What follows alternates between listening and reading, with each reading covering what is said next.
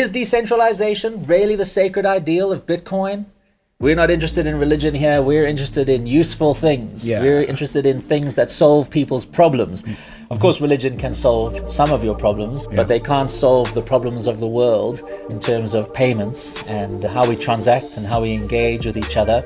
For too long, there have been people who have been worshipping at the altar of Satoshi and just acting in a deranged sort of way. No one is actually trying to find out the real truth about the true Bitcoin. So we're going to light some incense because now we're going to be talking about holy matters. We're going to talk about the Church of Satoshi. We're going to discuss the tablets that have been handed down with the commandments of Bitcoin and what we need to believe. This is crazy. Hello, everybody. Welcome to the Centbee Show. I'm your host, Lorien and Gamaroff, and my co-host is the High Priest of Bitcoin, Kage and Ntshingila. Kage, welcome to the show.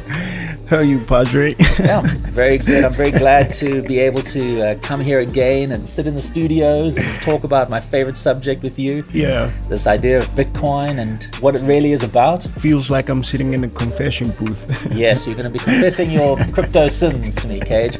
Although, unfortunately, this is what crypto is about. It's about hiding sins. Yeah. You know? Definitely. They push the whole privacy idea like it's a norm in that section, but we know that all they're pushing is more anonymity than privacy. Yes, exactly. The word private is a good word.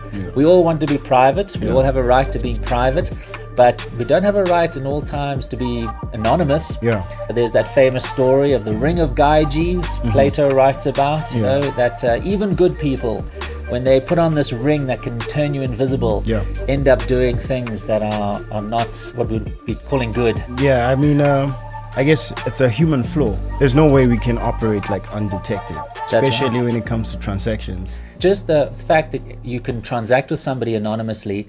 Yes, of course, there's lots of good people out there in the world, and they don't have any intention to commit crimes. But just the fact that a tool exists where you can, if you want to, commit a crime, you can do some money laundering, or you can do a drug deal, or you can traffic a human. That's what anonymity creates. A system where people can do anything they like. And of course, it's naive to think that in a system like that, nobody's going to be abusing that. And so Satoshi Nakamoto had that whole idea in mind. That's why he created Bitcoin to be pseudonymous. And that's a very important word. Pseudonymous means that you can link an identity to a transaction. Yes, when you see transactions on this public ledger, which is Bitcoin, you don't know who is doing what. But in the event now where you have to make that information public, or at least not public to the world, but maybe you have to reveal it to somebody who's interested in it. Maybe authorities. Specifically, exactly, because in this world of our real world, there are regulators, and those regulators want to know what's going on. And Satoshi Nakamoto understood that. So he created a pseudonymous network where you could transact privately, but if you needed to expose that information to somebody that had the right to look at that information, you could do it. Because now you could link those identities to those transactions. It's clear that on the BTC side, like anonymity is more what they're pushing, and the original protocol was about honesty and transparency. This is what crypto wants to do to Bitcoin. They want to take Bitcoin, take all the good parts out, and start putting in this anonymous idea, this maximally decentralized idea where there's no control, no oversight, no transparency. That's Cypherpunk ideal, which we can explore. But now what we're going to do now is we are going to be referring to a particular article by a user on Twitter or X called CS Tominaga. What we want you to do is, if you really are interested in learning about Bitcoin and want to understand the mind of the creator of Bitcoin, and I'll give you a hint, if you want to come closer to the truth of who is Satoshi, that's a very good place to start. And he wrote an article about Bitcoin being a religion. Although, should we say BTC being a religion? BTC, Mr. Yes, because there are different versions of Bitcoin out there. Important enough for us to have note. to distinguish. Yes, there's BTC, which everybody knows about, which is pumping and dumping on exchanges. There's also Bitcoin Cash, which was a fork of BTC. And then, of course, Bitcoin BSV, which is the Bitcoin that we always support, the only Bitcoin that follows the original Bitcoin white paper and the original design. Straight up. Bitcoin SV, that's the one we support. Yeah. And the one that's meant to be a reliable, low-cost, regulatory compliant digital cash. That's why we use it. And if ever there was a religion, I think BSV would be like the true one because it's more universal. Yes, well, I'll give you that it is a more true one. Yeah. It's truer to what the inventor wanted for Bitcoin. Yeah. So CS Tominaga, he has written an article about BTC being a religion, and we want to break down that article because many times we've talked about Bitcoin being a cult, at least BTC being a cult. Yeah. And this is now really talking about it being a religion, and CS Tominaga breaks down why BTC is a religion, and it's a very interesting article which we'll link to in the show notes. We highly recommend that you go through that article and all the other posts and articles because Mr. CS Tominaga is extremely prolific. Yeah. He writes a lot about Bitcoin. Go do some research and you're going to be surprised about that rabbit hole. Cool. So, Ms. G, as we actually step into this week's topic, I want to understand how was the original protocol abandoned? It all started back when we look at Bitcoin and how it arrived on the scene. It arrived in the form of a paper, what's called a white paper. And a white paper really is a description of something. Yeah. And so famously, Satoshi Nakamoto published this white paper not on a Cypherpunk mailing list like everybody thinks. And just to quickly talk about Cypherpunks, because people falsely think Satoshi Nakamoto was a Cypherpunk. Yeah. And what is a Cypherpunk? This whole concept of people who think that they need to be able to create tools to stop government messing with their day. Yeah. If you want to be able to communicate with somebody, or you want to be able to transact with somebody, cypherpunks believe that government should have no oversight into that, and no meddling and no interfering, and not telling you what to do. Yeah. And when Bitcoin came along, people thought that Bitcoin was a cypherpunk tool. So now we're coming up with this idea to actually fight the system. How a lot of people heard about Bitcoin in the early days, around 2011, was that it was being used on these dark web sites, Silk Road famously. Yeah. And I remember those articles at the time, people were saying, this is an anonymous currency, an anonymous internet currency, and you can buy drugs, you can do anything you like. And that really, I'm sure, struck a chord with a lot of people, cypherpunks thinking, wow, finally we've got a money system that governments can't stop and governments can't control. And they don't even know what's going on. But as you learn about Bitcoin, you realize this is not that tool. So what happened was people came in and started using Bitcoin and then realizing this is not going to suit that cypherpunk purpose because it is being managed and supported by miners who are large entities with big infrastructure, who are accountable and visible to law enforcement. So the first thing they thought was, hang on, we can't have a system like this that's going to be centralized in a few mining operations around the world. We need to be able to ensure that you don't need a large hard drive or you don't need a large computer to be able to have a Bitcoin node. We want to make sure that anybody on the smallest computer, those little Raspberry Pis are an example, because those are just tiny little machines like this and they've got a bit of RAM and a bit of hard drive space. And the idea was that, well, if everybody is using these things, how on earth is any law enforcement ever going to stop it? How are they going to go to every single person's house and say, do you have a Bitcoin node, and then confiscating it? And so the first thing that cypherpunks started thinking about was, how do we stop Bitcoin growing too large? And so that was the first thing they put into Bitcoin, what was a temporary measure to keep the block sizes small, just because in the early days, Bitcoin didn't have any value and it was easy to just spam the network with transactions. So Satoshi Nakamoto put in a temporary restriction on the sizes of the blocks to 1 megabyte because there was much less than 1 megabyte's worth of transactions flying around. So he said, what we'll do is, just to stop all the spamming, we'll put a megabyte cap on the block. But what happened was that became a religious commandment, an ideal, that it was like, hang on, we need to keep this 1 megabyte block cap, because if we make it grow larger, it's going to start becoming centralized in these large entities, and that's going to allow law enforcement to shut it down. So one of the first things that these cypherpunks said is, let's keep the blocks small. And of course, all the pundits and all the experts out there that you would watch, guys like Andreas Antonopoulos.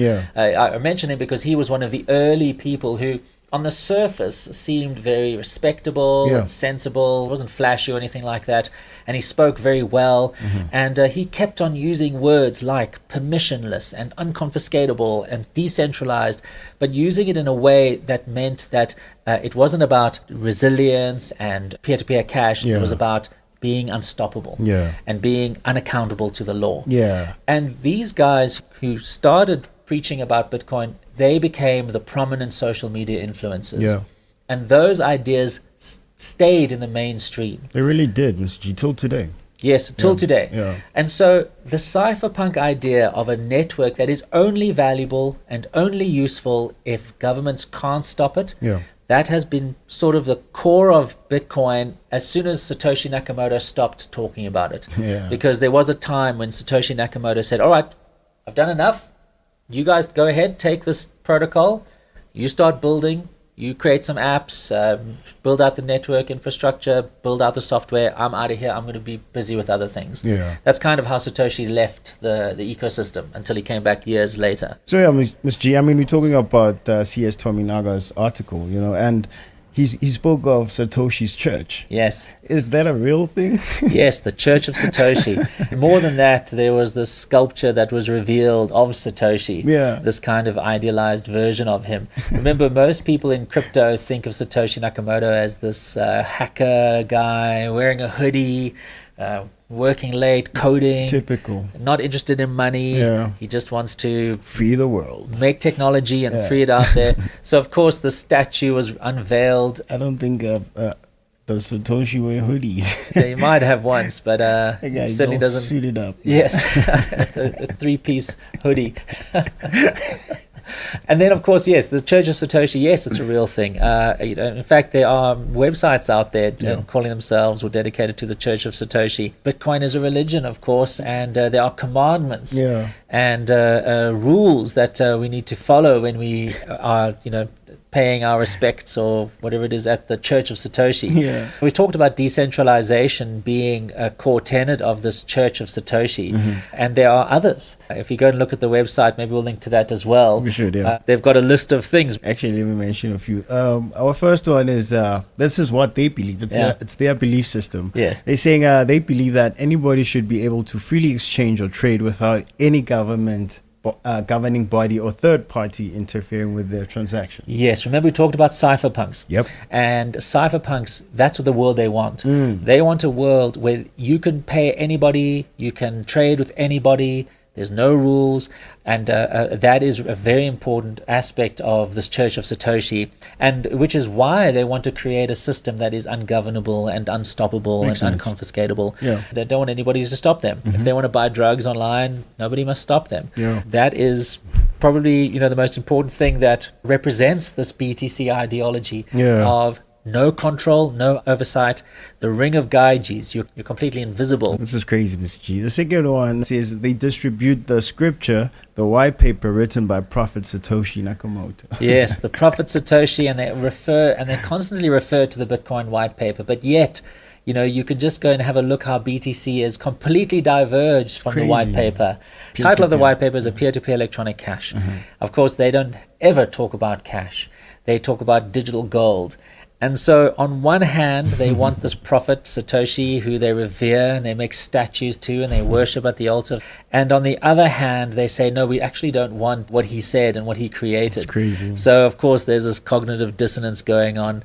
And in fact, even if you look around, the Bitcoin white paper is published all over the place. All over, Mr. G. This is not a secret. It's not a secret. And yet all these exchanges and people who are into crypto, they keep referring to the Bitcoin white paper, and yet it has nothing to do with the crypto they're pushing, specifically BTC.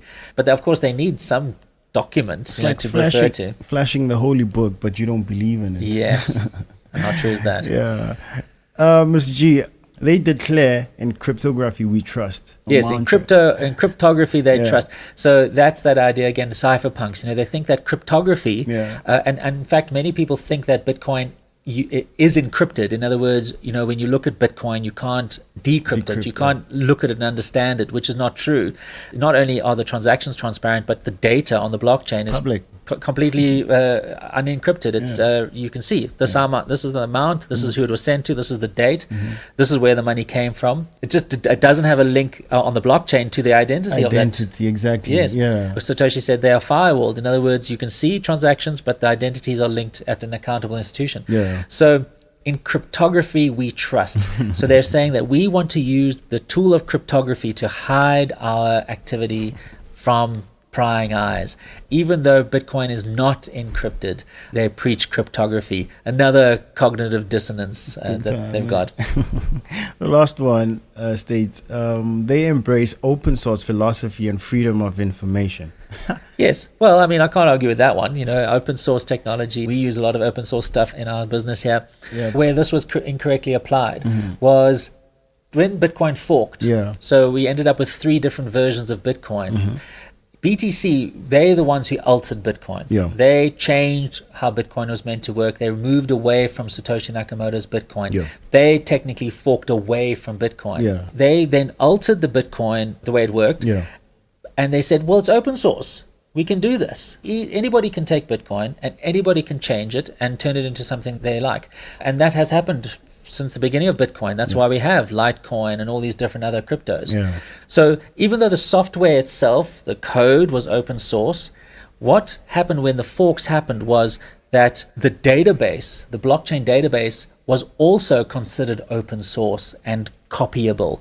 Now, that's not actually how open source works.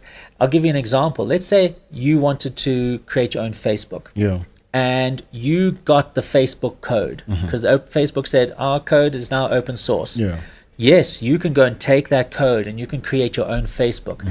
But what you can't do is you can't go into Facebook's database and take all the users, take all that content, all the photos, all the articles, whatever the heck else is on Facebook, and then you create your own Facebook based on that information.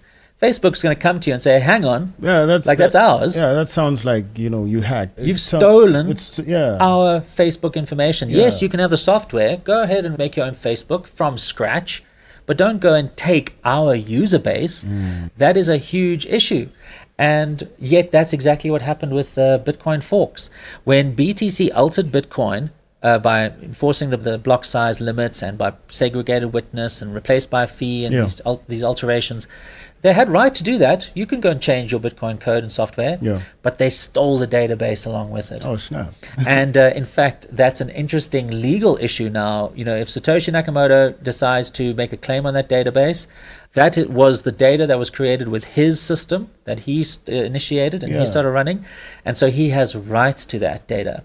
The software was listed as open source, and the document and all that, you can see it says open source. There's an open source license, not the data.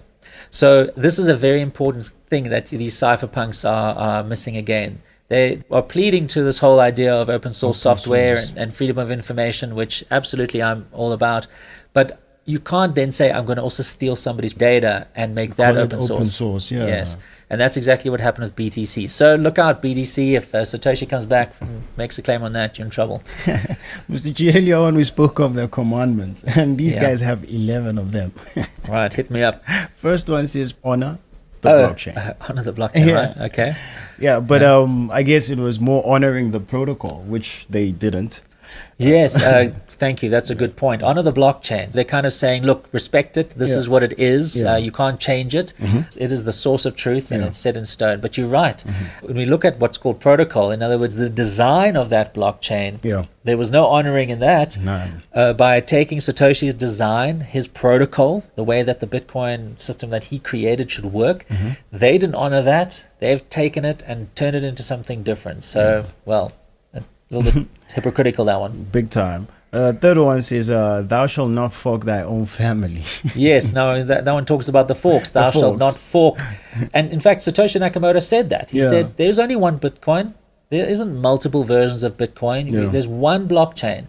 Bitcoin doesn't fork. It doesn't. Of course, when the Bitcoins did fork, everybody was saying, well, this is how it is. If you want to create a fork of Bitcoin and you know, that's how life is. No.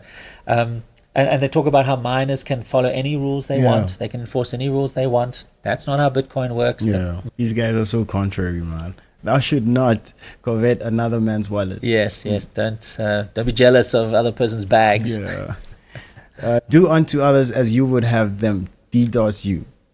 Yeah, that's kind of that whole idea of a tooth for a tooth and an eye for an eye. You hack me, I hack you. Yes, hack me, I'll hack you. Absolutely, not a very, very good religious ideal. Yeah, no, these guys turn the other cheek. Yeah, no, this is crazy, Mr. G. Seventh one says, "Thou shalt not swear unto another man that thine payment had not been received until all the blockchain had been downloaded." That speaks to that whole idea about having your own node. It's actually funny. If I pay you, you can't moan until you've downloaded the whole blockchain so that you can go and check for your transaction. Now, I mean, how scalable is that going to be? That's Imagine funny. if the world uses this thing. You've got terabytes to download before you can see your transaction. Now, Mr. G, this is all satire, right? Because it can't be true, like, for them to believe in such crap. This is not. No, man. Yeah. The eighth one says, sold down password.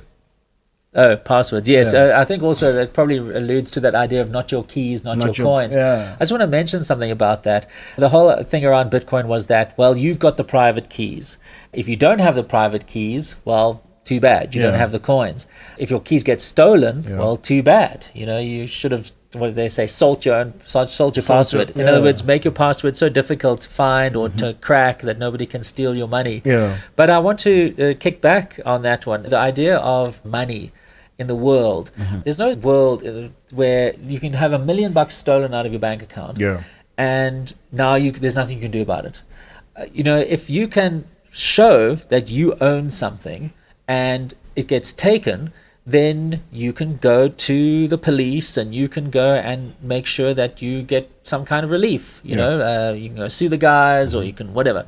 So a very important false narrative that has been in Bitcoin for a long time is that if you own the keys, you own the money. Yeah. It's like if you own the keys to the Lambo, it's your Lambo. And the thing is, if your keys get stolen, now it's not your Lambo anymore. Because my Lambo. So this whole thing is completely false. That's not how the real world works. Yeah. If you can show that you legally own that Lamborghini, it doesn't matter who owns the keys or who has the keys in their pocket. Possession isn't ownership. If you were to find out who Satoshi Nakamoto is, he must have the keys to the Satoshi Nakamoto stash. Yeah. And anybody coming along saying that he's Satoshi Nakamoto but doesn't show the keys to the stash, well, you can't believe him. I mean, that's what they're saying here right now. Yeah. But that's not how the real world works.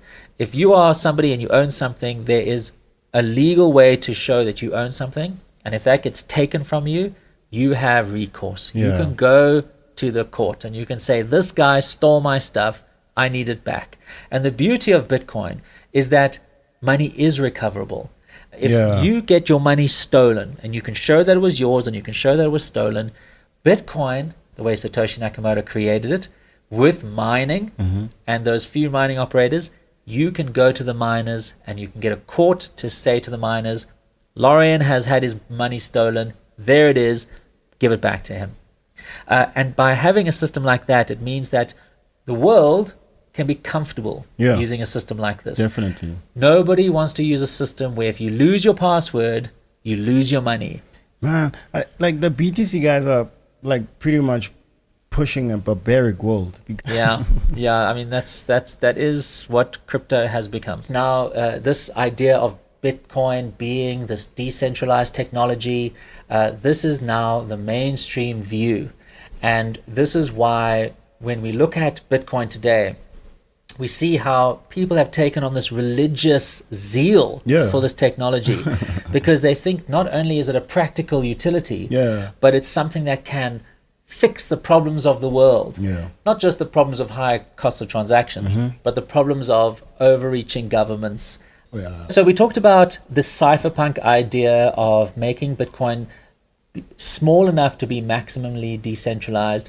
But of course, by doing that, it meant that the fees on BTC went really high. And so the whole narrative shifted from the title of the Bitcoin white paper, the peer-to-peer electronic cash, to a digital gold system. If you look into this idea of digital gold. You can have 99% of the properties of gold, but if you can't use something, if it has no utility, then it doesn't matter how scarce it is and how easy it is to exchange it. If it has no utility, it has no value. Sure. And if it has no value, it can't be a store of value. But of course, BTC have now shifted the narrative from a peer-to-peer electronic cash into a digital gold, because clearly by implementing block limits, changing the protocol so it can't be used, the narrative needs to shift into something like a digital gold, because then you can get away with a lot. You can take your BTC, never use it, and people will say, well, it's stored for safekeeping in a vault. Doesn't make sense, man. Like we keep saying, utility, value. Yes, utility gives something value. Utility and scarcity. That's where value comes from. So these guys like literally took, the idea of the limited supply of Bitcoin as a scarcity. Yes. But that's not true. Because they say that you don't use gold, you put it in a vault and you lock it up and that's it. It's never used. But that's completely false, of course. Gold is one of the most valuable metals on earth because it's so darn useful for jewelry and electronics. It would be in every single electronic item except it's too expensive. Gold has utility, and of course BTC has none, so it's quite a stretch calling it digital gold. So Ms. G, when we speak of decentralization, like we need to distinguish regarding BTC, because when they speak of decentralization, like you explained, it's everyone with a little node, running at home on a crappy laptop or something like that. But I want to understand, like, how has decentralization itself become like a religious ideal? Yes. Because it seems like it's pushed that way. Absolutely. When Satoshi Nakamoto talked about decentralization, he said it was to achieve, network resiliency and security, and also that idea of a peer-to-peer cash system where you don't have to transact through a central authority. You can do it in a peer-to-peer way, even offline, which is so interesting. But the way BTC look at decentralization is that it's not a tool, but it's an end goal.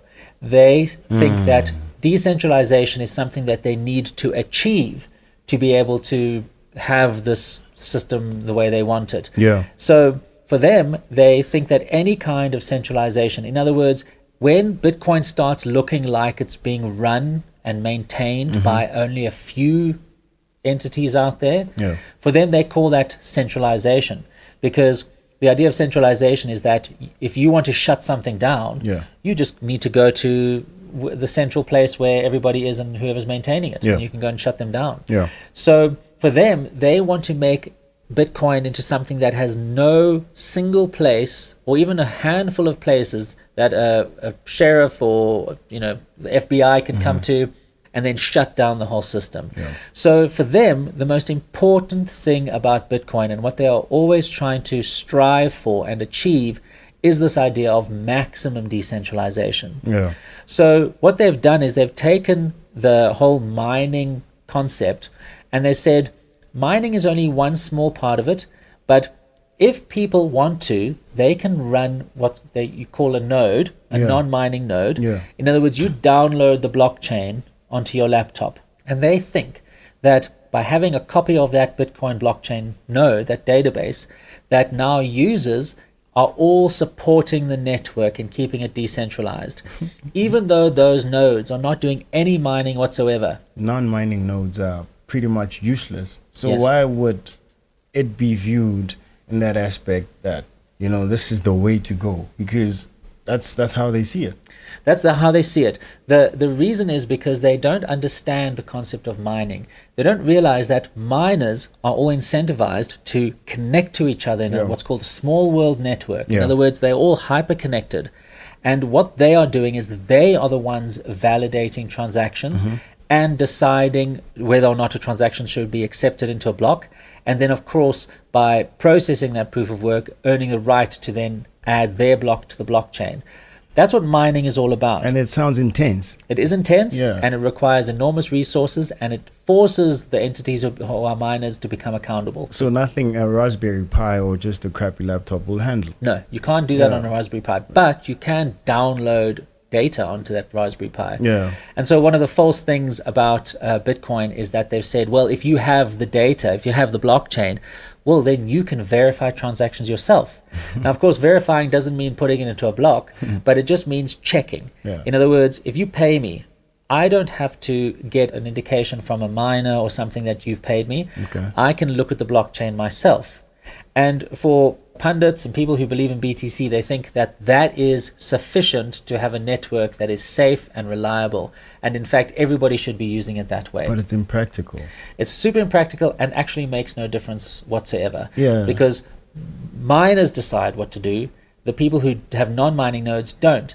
So now you could pay me, and I could look at my non-mining node and say, yes, I can see the transaction, it's been received. Yeah. Thank you very much, KG. Meanwhile, a miner might reject that transaction, you see. It's not what I think, it's what the miners think. And so this whole idea about decentralization has now been turned into a tenet of this religion. Yeah. That if we don't have this kind of decentralization, then we don't have a valuable blockchain, and it's all a waste of time, and there's no reason for it existing. Yeah. So instead of it being a tool, something that is going to make new capabilities possible, as I said, network resiliency, if one part of the network goes down, the ability to transact in a peer-to-peer way, that is no longer why we have decentralization, if you look at the BTC, but that is now, decentralization is the goal. We need to figure out a way of making this maximally decentralized. What for? Just because decentralization. Not because it's useful. In fact, it's not useful.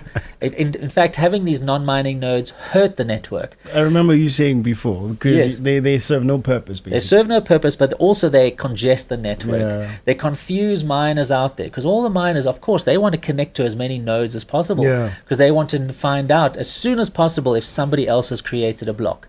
And so what they will do is they will go and connect to these nodes. Meanwhile, they're just tiny machines with small RAM and terrible bandwidth, and it actually makes the connections to other miners difficult and clutters the network and makes it not so efficient. Yeah. So not only is it pointless, but it actually hurts the network itself.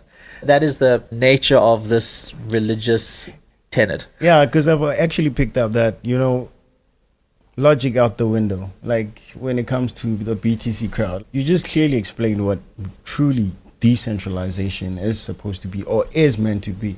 But with them, they literally just twist the narrative and speak of decentralization as something that it's not. Just like with all beliefs, some of them can be false. Yeah. And I think that eventually people who are trying to achieve this kind of maximum decentralization, as they are in BTC, are going to find that it's a pointless exercise. It's this religious dogma that is meaningless. Yeah. Until that time comes, they're all going to be pursuing this idea of maximum decentralization.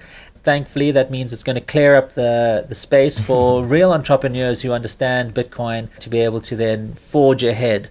Because none of these people who are pushing for this idea are ever going to come up with anything innovative that's actually going to provide value and help people. Yeah. Geez, talk about false prophets. Yeah. Mr. G, the last commandment says troll harder. Yes, troll harder. I mean, that speaks a lot about crypto, trolling. Especially if you're into Bitcoin SV, BTC community are terrified that something is going to happen which is going to bring the price of their crypto down. If you have anything to say about BTC that might have a negative impact on its price, you are going to be trolled to death. You could almost expect that somebody's going to come knock on your door and try and take you out. You get crucified. Yes. The most important part of this religion is, thou shalt not say anything or do anything that reduces the price of our bags, because then we're coming after you. They should add it as the 12th commandment. Yes, there's going to be a religious war on you if you decide to reveal the truth and reveal the shaky foundations of this whole religion. So absolutely, that is a very important aspect of the Church of Satoshi, is being a troll. But it just also shows like the whole idea of BTC is just being a troll. BTC is like the biggest meme coin. In this article, he speaks of these dark trades, yes, that the BTC people have. Because if we look at Satoshi, he pushes honesty. If we look at the white paper, it's all been about honesty. But now, in this article, he highlights like these dark traits that these guys have on the BTC side. What are those traits? When you have a religion, you need charismatic leaders, right? To kind of excite people and also make them feel exclusive. This is the thing about a religion, is that you want to feel special, taken care of. And when we look at the leaders in this cult, this religion, they display these traits, as you said. Tominaga goes through them. He talks about narcissism. It's all over crypto. People want to be acknowledged and seen to be forward-thinking and innovative and also perceptive, because now they have gotten onto this Bitcoin bandwagon, and there's a whole bunch of normies out there who are still behind. They haven't caught up. They don't have the brains to be able to understand what's going on here. And so these advocates in BTC, they feel special. They feel that they are privileged and they have something that the common person, the masses, don't have. I've never looked at it that way, Mr. G, actually. Well, this is the idea of this religion, is that now these people think that they are these superheroes. They literally have laser beams coming out of their eyes. This idea of wanting recognition and being seen as a thought leader, an innovator, a trailblazer. If you look at Michael Saylor, the way he's treated and the way he thinks of himself is that he has seen something that everybody else has missed. And he's, going out there to try and awaken them, be this kind of Morpheus, handing people a red or a blue pill. So narcissism is all over crypto. Everybody wants to be an influencer. Everybody wants to have followers, and they want to be seen as being somebody who got in early. They were the early adopters. They understood Bitcoin before everybody else. Narcissism, wanting to be seen to be the best, of course. But then, he also talks about Machiavelli. Instead of now BTC being this cash system, they know and understand now that you can't use BTC as cash. The fees are too high. They know. The restriction on the block sizes means that your transactions are unreliable. You never know when your transaction is going to be processed. Maybe it won't. So what they've done is they've then morphed the whole idea of Bitcoin into something that suits them and fits their ideology.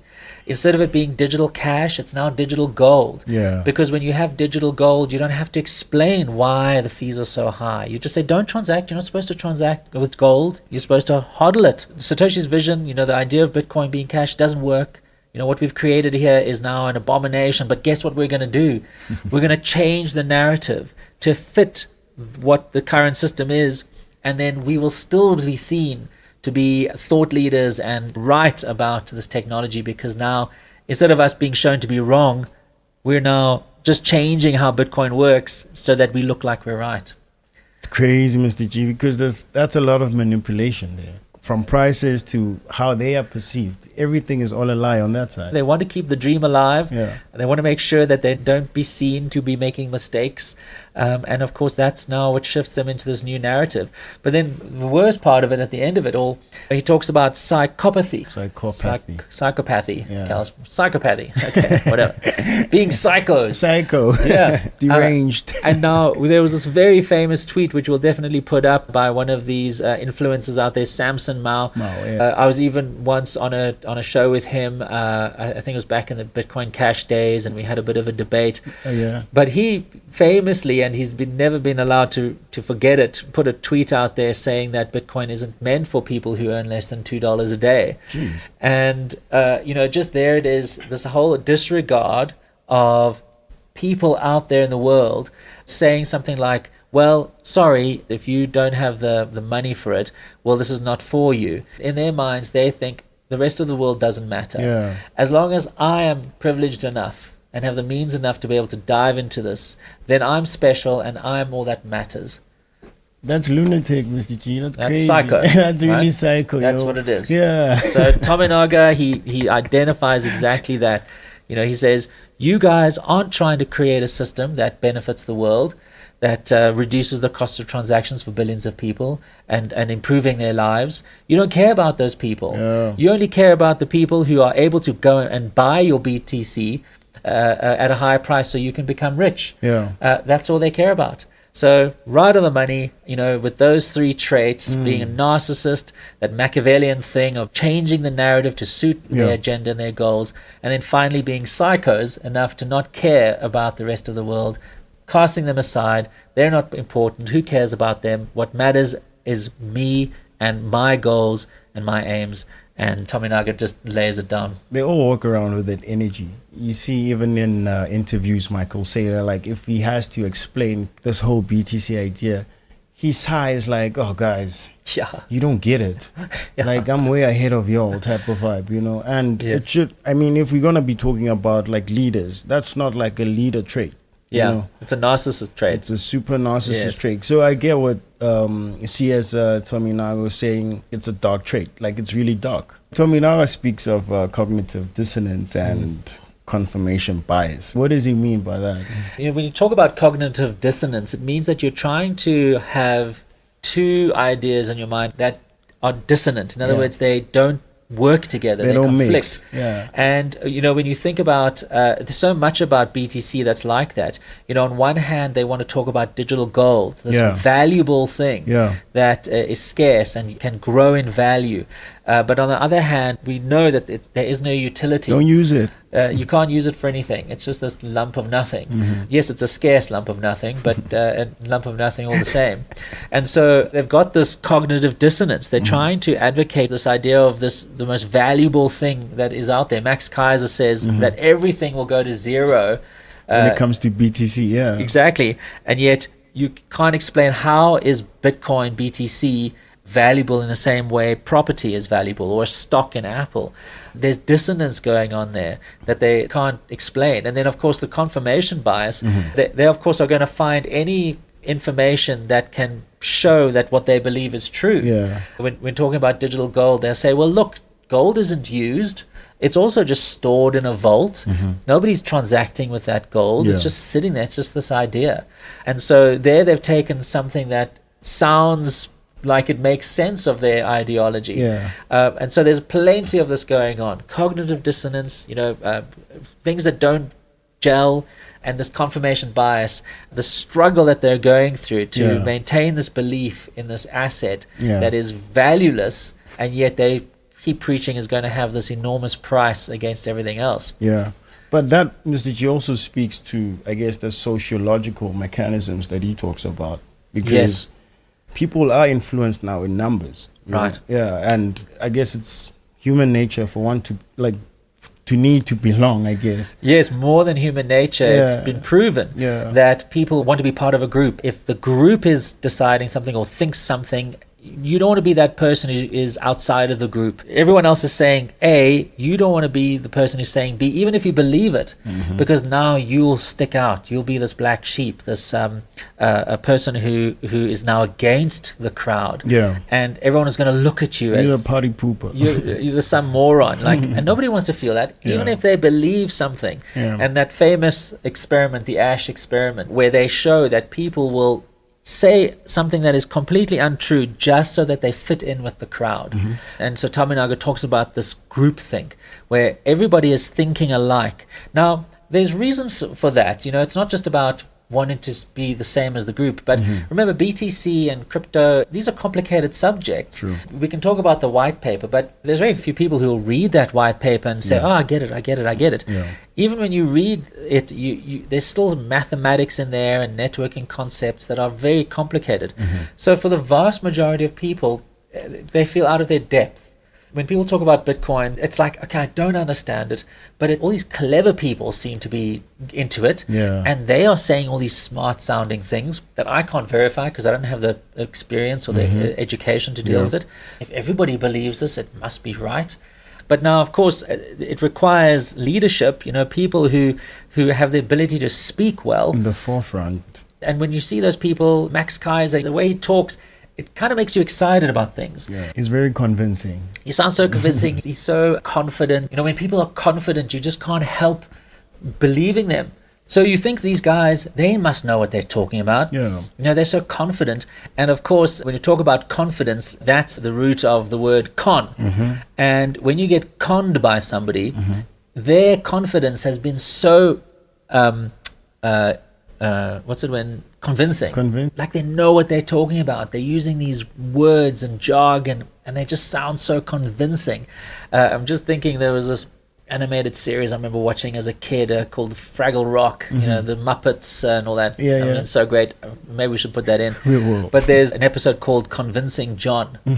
And Convincing John is this Fraggle that rocks up in the community, and he's just talking all this stuff, and he sounds so confident that everybody who listens to him just believes what he says because he's so darn convincing. And of course he leads them astray. So we've got a lot of convincing Johns out there, especially guys who look like they're making so much money. It's easy for someone who's not clued up about that to easily be, you know, convinced that these are the real guys. That's right. Yeah. Confidence is very becoming. So, of course, that is one of the problems with this space. It is technical. It is conceptually difficult. You know, it involves economics and law and finance, which are tough subjects for most people. And all people, though, are looking at is the money that's being made, and these convincing Johns out there, these con men, you know, with their confidence, they're leading many astray. So, you know, for a proper religion, you need those charismatic leaders. You do. Of course, BTC is full of them. Yeah. But that's really, you know, what we have here. The sociology that you referred to, it's very hard for people to be clear-headed when money's being made. And we've got all these charismatic people out there who have big platforms, TV shows, or just huge amounts of money to be able to take, like Michael Saylor just takes all, you know, borrows money out of his business, dumps it into Bitcoin. And of course, the BTC people love him because, you know, he's propping up the price, and that's what everybody wants.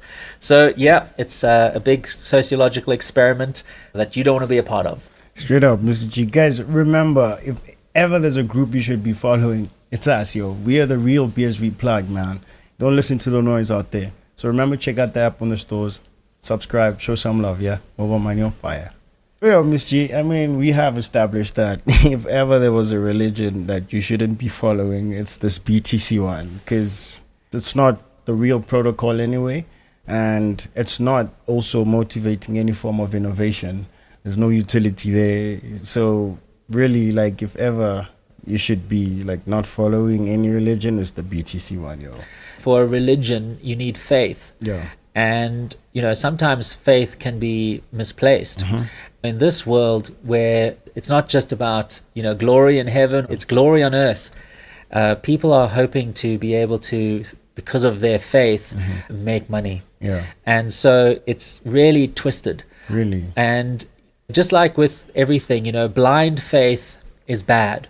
Blind faith can lead you astray. Big time, Mr. G. You know, and with a real religion, with proper religion, in at least the way I see it, is that you need to have reasons to believe in something. Yeah.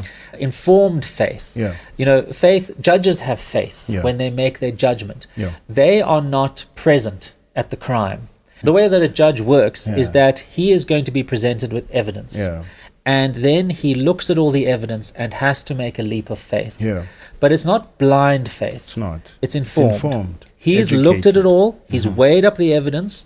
And based on the strength of that evidence, he can make a judgment. Yes. But he has to make a leap of faith on that judgment because he wasn't at the crime. He wasn't there. He wasn't a witness to that. So he has to now go on faith. Yeah.